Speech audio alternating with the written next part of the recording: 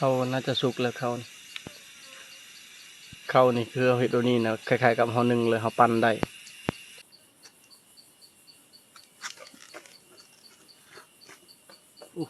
ออกมาสวยงามเลยนี่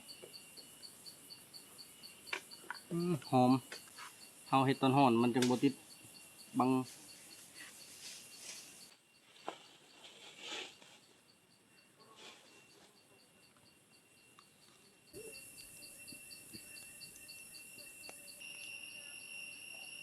จังหวะตัวถึงนี่คักเลยนี่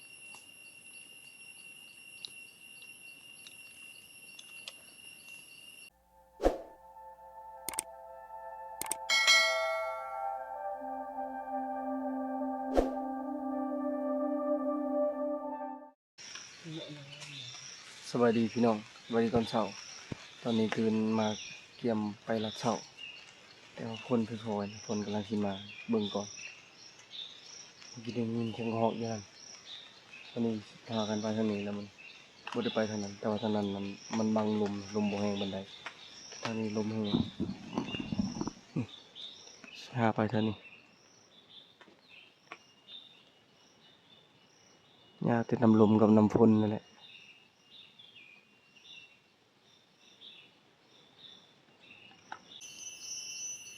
ตอนนี้ฝนหยุดตกแล้วฝนเศร้าแล้วตัวลมนี่แห้งรีบพักอันนี้พักวันนั้นลมบ่แห้งพักไปวันนี้พักอันนี้ก็ลมแห้งเลยมันหับกับหน้าลมเลย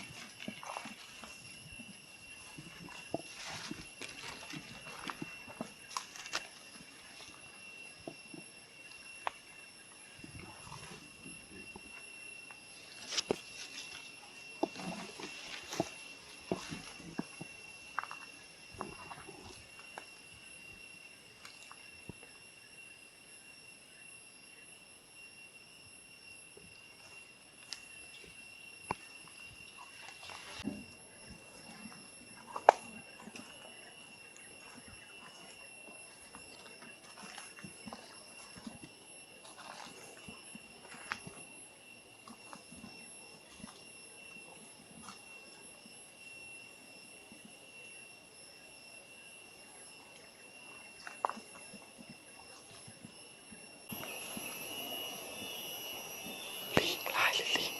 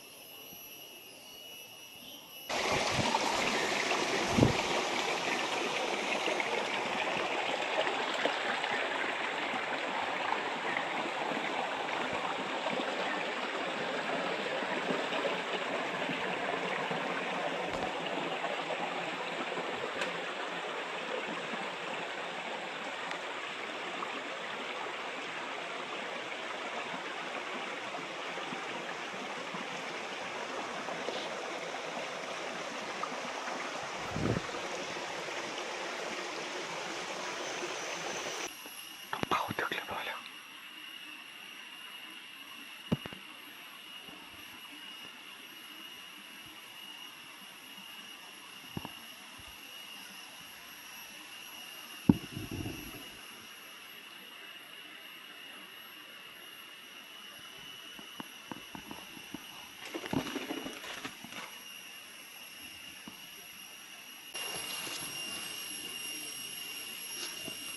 ให้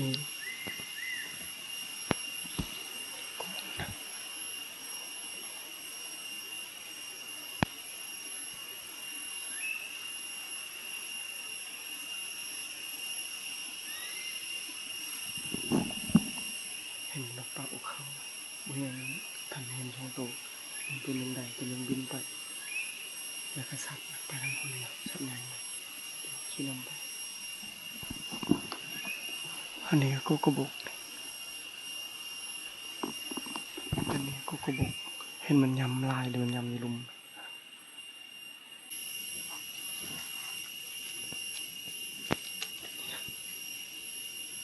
นี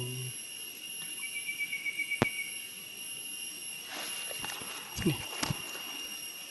นี่กระบอกกุกนี้นะเห็นมันยำลายเลย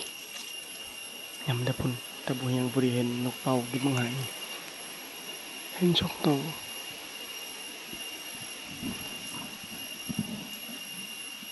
นี่เอาได้ลงไปเป็นอะไรกิน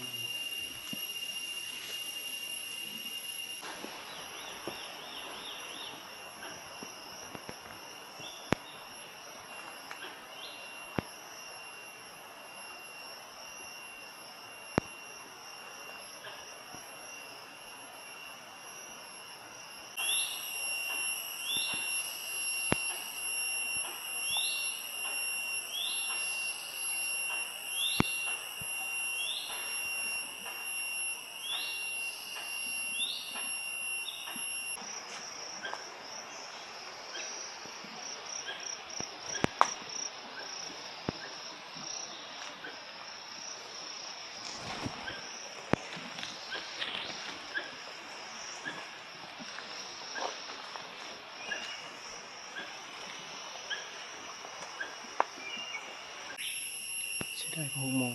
พอเขาหมอสองตัวอย่างมาแต่พุ่นคอแต่ทำงานมันยิงโบทันแล้วบุญก็มารับนาอยู่ดีมาดักกบเอาเข่งยังมันคำมาเข่งเงินกินแต่กินกันเข่ง1 2 3บัวก็หมอกินหรือว่าก็หอกน้อยกินแต่ว่าทางพื้นนะเต็มมือแต่พื้นบุญยังพอประมาณ100 เมตรตอนนี้ไปบัวอยากยิงโทษทีมันนะยันบัวตายถ้าอยากให้มันอยู่คักๆนะมันบ่เห็นคักนะแล้วมันข้ามมากุกนั้นลมแห้งแล้วบ่เห็นเลยก็เลยขึ้นมาดักอยู่พี่ยามมาชิมาทางนี้คันบ่เห็นแล้วบ่เห็นสิเจียกเข้าไปเจียกในแล้วก็แล้วแหละ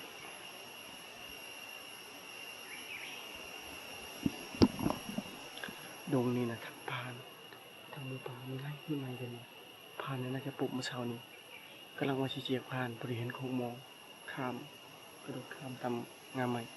แล้วก็พอกุมลิงเนี่ยกุมลิงกันลายเติบลิงไงเจ้ามันจะเข้ามาหรือบ่มันเห็นโมเฮียงของมอย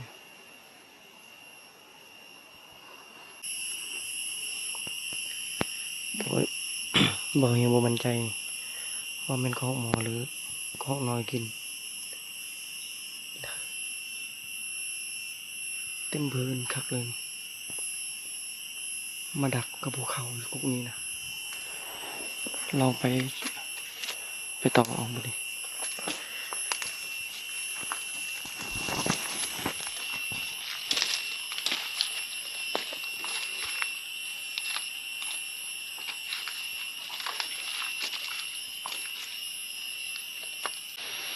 ทมิดบ่ยังเห็นปุ๊กุกจะพูกุกไงพุ่นเห็นมันกระโดดขึ้นคิดว่าลิงย่างลงไปพอดีเห็นของหมอแบบมันแบบเบอร์หนึ่งคือลิงเบอร์หนึ่งคือของหมอพอดีมันขึ้นไป โอ้ยพอดีมันขึ้นไปทางเทิงเพียงก็อยู่หันแหละกายกุ้งไห้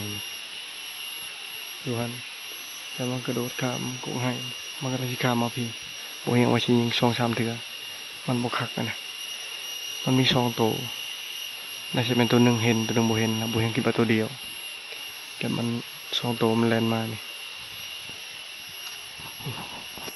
กระโดดมากุ้งนี้แล้วก็บ่เห็นเลยบ่นี่บ่ยังแล่นทางเทิงแล่นเกี่ยวทางบนบ่เห็น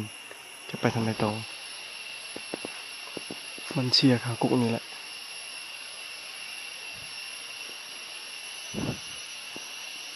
บ่ทันลองต่อเบิ่งแต่ว่าของหมอนี่นะมันน่าจะเห็นบ่เฮียงเห็นทบิดนี่กุ้งแอนนี่แต่มันไปไวอะดิยืน อยู่มันก็ไต่งานนั้นงานนี้ข้ามมาทางนี้ข้ามมานี่กำลังไปทางพุ่นเพิ่นก็เลยแล่นลัดขึ้นมาทางนี้ออกมองน่ะตัวเป็นใหญ่เลยตัวนึงน่ะใหญ่ตัวนึงน่าจะบ่ใหญ่ปานใดลองต่อเบิ่งว่าสิเข้าหรือบ่ว่าเขาออกมองไปนำกันเบิ่งนี่นะ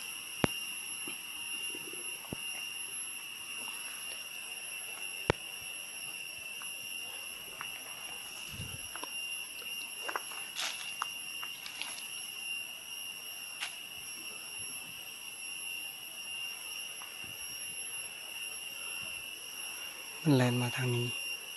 น่าจะเข้าคุกมาเข่งตัวนี้เลยนี่บ่เห็นว่าไปตะกุกมาเข่งอยู่พุ่น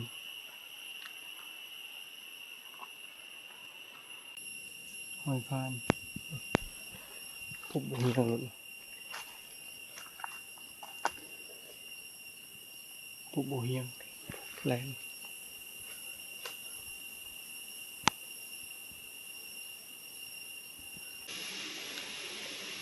ผ่านกินมันยำเอา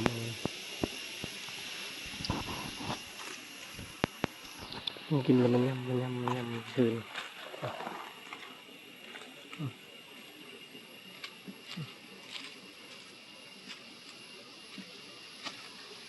มีแต่หอยพานเดิน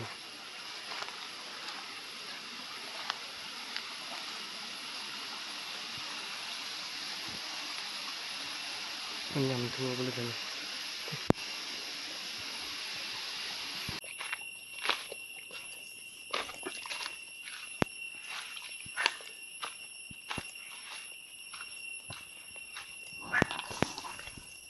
บ่มันคือเก่าโอ้ยยอมเลย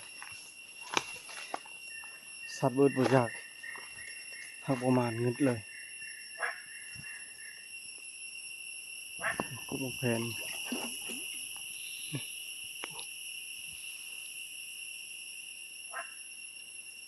ยิงกระหอกตัวหนึ่งบ่ถึก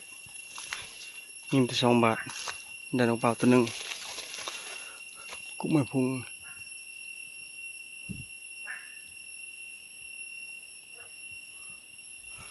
เสียงกระหอกได้ยินอยู่เสียดายบริษัทยิงกองมอนะก็สิบ่ทันนะคิดว่าอยากยิงแบบบาทเดียวอยู่แบบเนี้ยแบบนั้น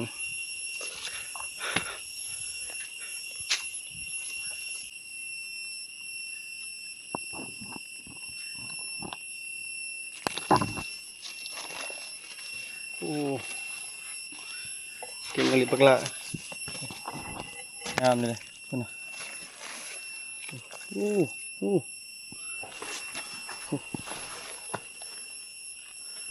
บูซีอิดคุณนะมีกระบูซีอิดแล้วกระบูซีทองบริทายกระบูซีอิดในลายสีทองนะเห็นน้อยแต่ก็เห็นอยู่2-3 ตัว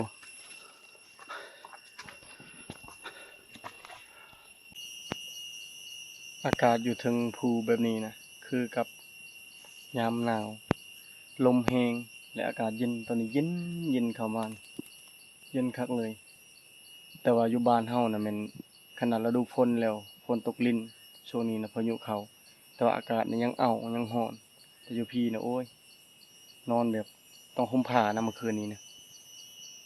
อยู่เซก็ยังร้อนอยู่พี่นะเย็นแต่ตอนเช้าจะมีน้ำหมอกนะปกคลุม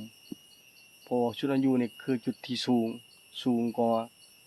หมู่แถวของเขตนี้นะแล้วก็ลงไปทางนั้นก็ต่ำเบิดต่ำมาเลยบนนี้คือสูงแล้วก็บนทำบริการคืนนี้บ่มานชั้นใหญ่พี่น้องเอ้ยสัตว์น้อยก็บ่มานมาหอมนี้นะผิดหวังตั้งแต่หมู่ป่าพุ่นแหละหมู่ป่าถึงเหวบริการคืนนี้พอเห็นให้บ่พังยิงก็บ่ตายบ่เฮียงพอก็หกโมงก็พลาดยิงบ่ทันตอนนี้สิดังไฟนึ่งเขาถ้าบ่พังเดี๋ยวบ่พังหมอแล้วเดี๋ยวก็ออก2 แต้มบ่เห็นได้นกเป้าเป็น3 แต้มนั่นบ่มานปานใดบ่พังก็บ่ได้ชัดใหญ่ได้แต่ก็หอกดังไฟลุกเรียบร้อยแล้วมีแต่เกียมลามเขาหรือว่านึ่งเขานะนึ่งก็ได้ลามก็ได้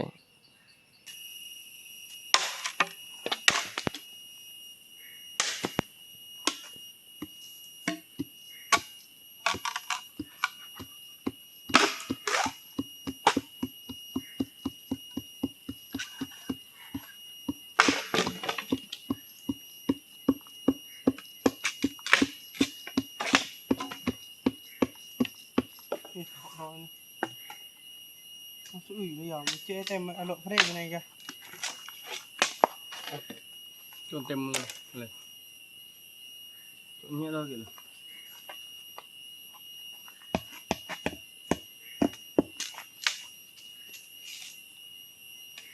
ปลาอารมณ์เนี่ยเนาะ เลยหรือเปล่าดีก็เดียบดีตะมันเดียบละเนี้ย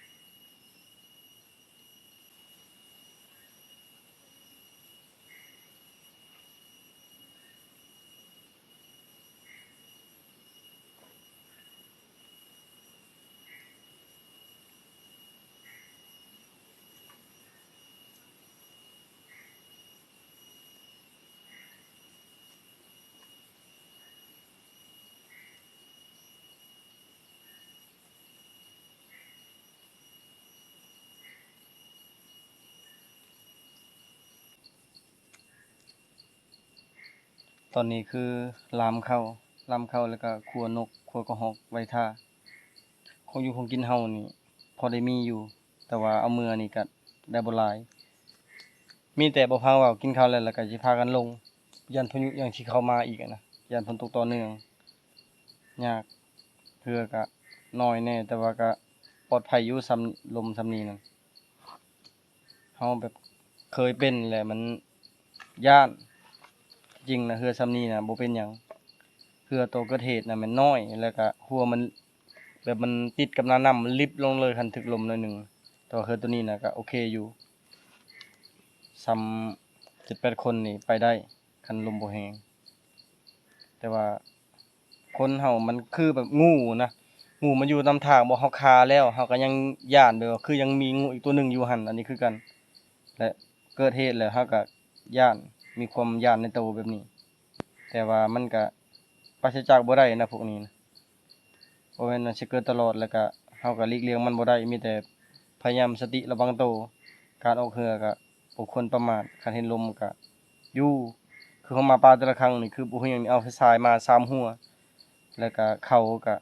เอาหลายๆโลดเพื่อที่ว่ากลับบ่ได้เฮาก็อยู่ต่อแบบนี้อยู่นี่น่ะคันว่าผู้หากินเก่งแน่กับยามมันมาเนี่ยก็พอลุ้นอยู่เดะตามพื้นดินนี่หอยหมูป่าหอยพานนี่ไม่ไหม้โลดมันยำมากระบกมันครบมากระบกนะแต่ว่าเฮานี่โอ้บ่ชำนาญแล้วก็คันเห็นก็ยิงบ่ตายคือเก่านั่นแหละ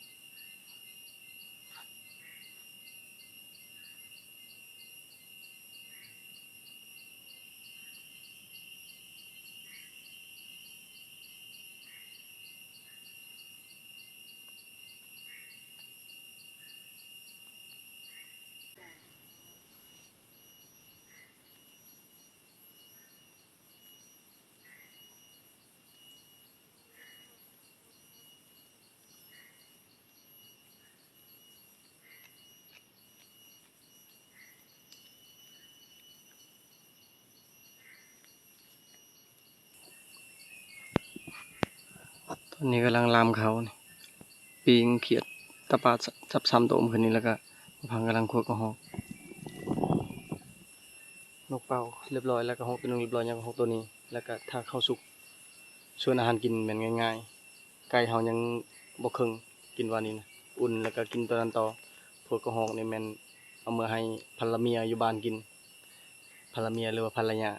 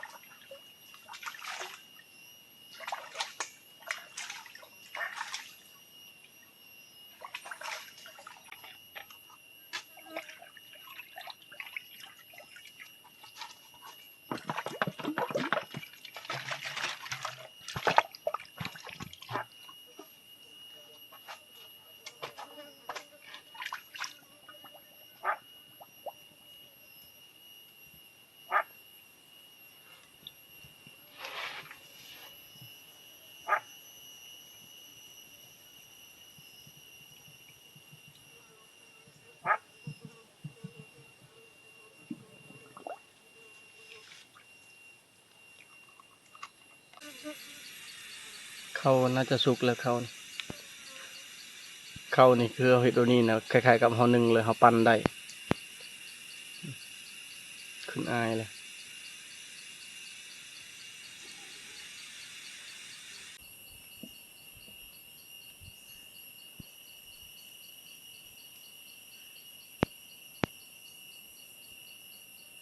จะตักกุละตักสนองเลยเดินเปราะปะกี้อ่ะต่อแม่แน่นเปราะนังเลยตะ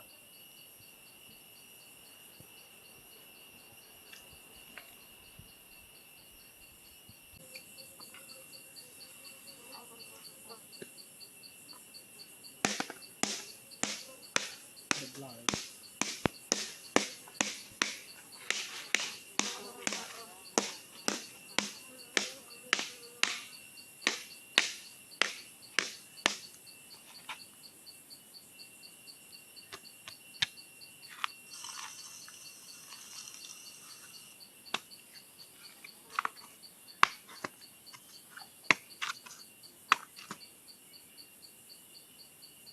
จักกินเป็นหรือบ่นี่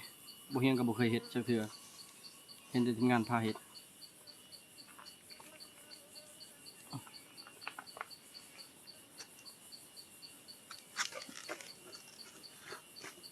อู้ออกมาสวยงามเลยนี่หอมปาดเหนียวเหนียวคักอะลิ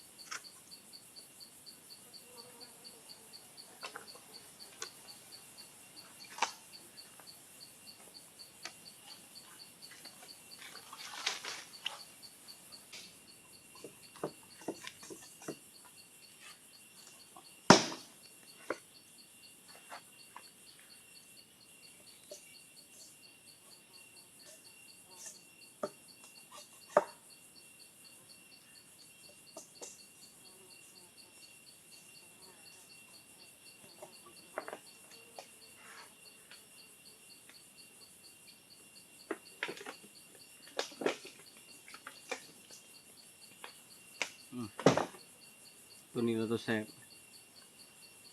อู้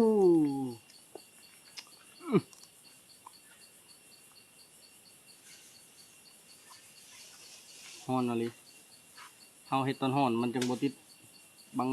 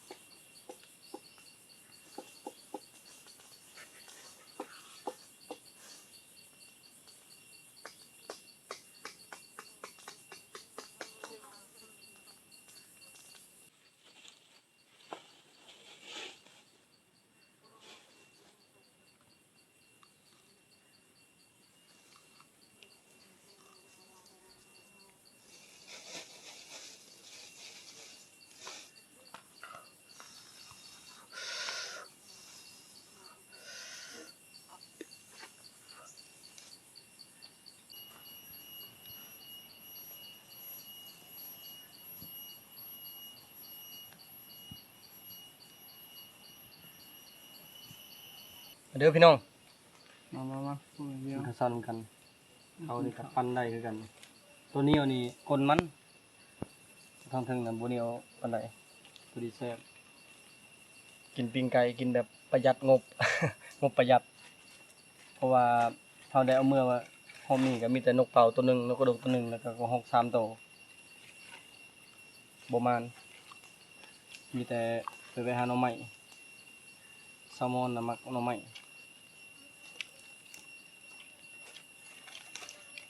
คันบ่ได้เฮงบ่ได้เอาเมื่อก็ไปหาเองได้มื้อนั้นไปให้เขาเอ่ยอยู่บ้านจัดสรรบอนพาเราไปมื้อนั้นแหละไปหากับจันมารถล้มทางยาก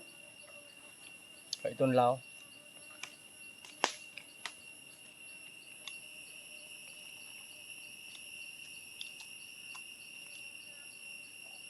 จังหวัดตัวถึงนี่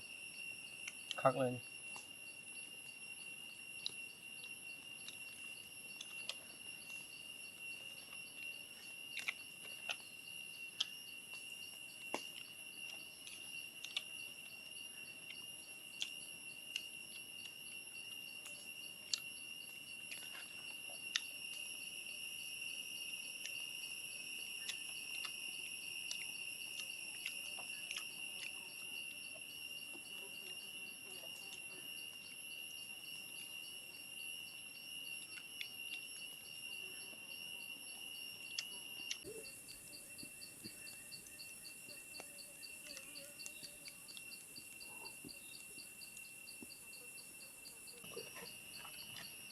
กินข้าวอิ่มร้อยเปลี่ยนก็หอกกับนกไว้อิ่มคักบัดนี้ข้าวเฮากะก็คล้ายๆกับข้าวนึ่งนั่นแหละคันว่าเฮาเฮ็ดบ่เป็นนี่มันเละโพดหรือว่ามันไหม้มันแข็งกับบ่คักแต่ว่าเป็นเอกลักษณ์ของมันก็คือหอมบางข้าวหลามเองอาหารเฮาสุกเฮาจะค่อยเก็บเครื่องแล้วก็พุ่นแหละคันนอนต่อก็ไปนอนทางเหนือพุ่นคันกลับก็กลับอิงตามร้อนหรืออากาศนี่เมื่อเช้านี่เย็นตอนนี้ร้อนก็คือแบบอากาศมันอยากแปรปรวนฝนอยากมาแบบนี้ส่วนหลายเฮาตามที่เฮาสังเกตเบิ่งฝนกำลังสิมาแล้วนี่ที่บีบคือเมื่อเช้านี้คือกันอันมื้ออันนึงก็ตกแล้วได้